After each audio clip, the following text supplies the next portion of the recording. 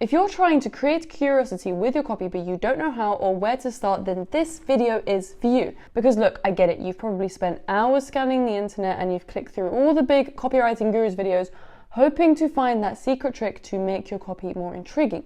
But here you are, still staring at your laptop with a sad blinking cursor waiting for inspiration to strike. And all you're finding is these gurus hiding their best secrets behind their long 997 courses, which you're probably never gonna buy. Now personally, I believe stuff like that should be shared with everyone for free.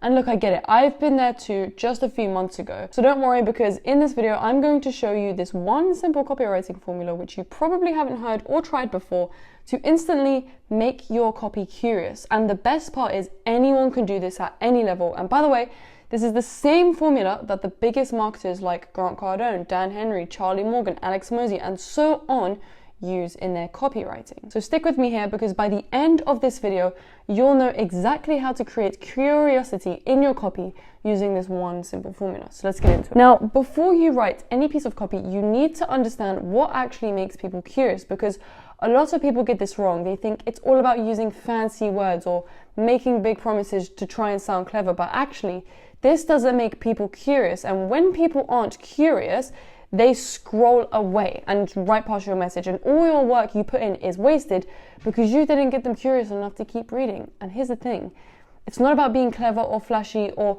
making big promises. There's actually a much more simpler way to create curiosity, which I'm going to break down right now. So now I'm going to break down the formula, and there's actually two key ingredients that I want you to pay attention to.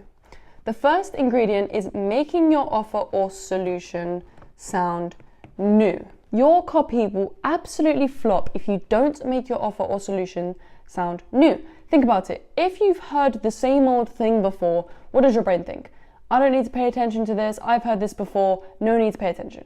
That's exactly it, right? And if your copy sounds like everything else, then people won't care. But even worse, they'll scroll away and put you in the same bucket as everyone else.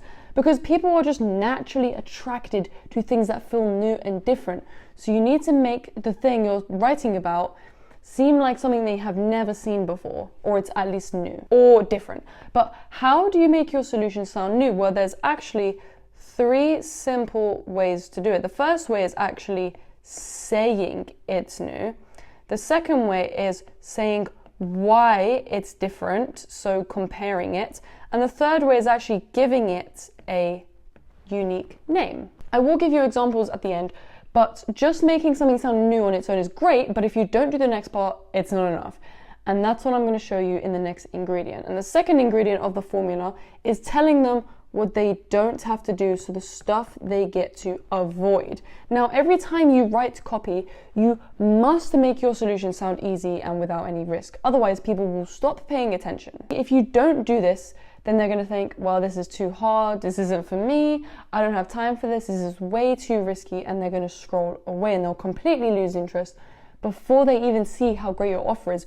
So instead, you need to make your solution sound easy and stress-free, because if they feel like it's simple and there's no hassle, no risk, then they'll stick around to see what you have to say. But there's actually an easy way to fix this, and you can do that with this fill-in-the-blank phrase, which I'm going to show you right now. There's actually three of these. So the first one is using an "it's not" statement. The second one is saying you don't have to. And the last one is saying without. So if I was to give you just a quick example of a headline that I've written of this formula actually being used in live action, here's what I've done. And by the way, this headline is performing crazy numbers right now.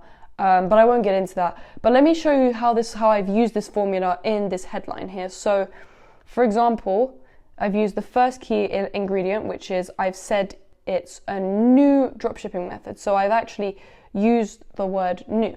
The second ingredient, which is making it sound easy. So I've used the without statement, and I'm saying you don't need any tech skills, you don't need any experience, and you don't need to sacrifice family time. And I've used that. That's literally the bulk of the entire headline, and I've used that. And you can use this in long form copy, and it doesn't have to just be a headline. It can be a subheadline, it can be in an email, it can be anywhere. So now you have the two key ingredients for creating curiosity in your copy.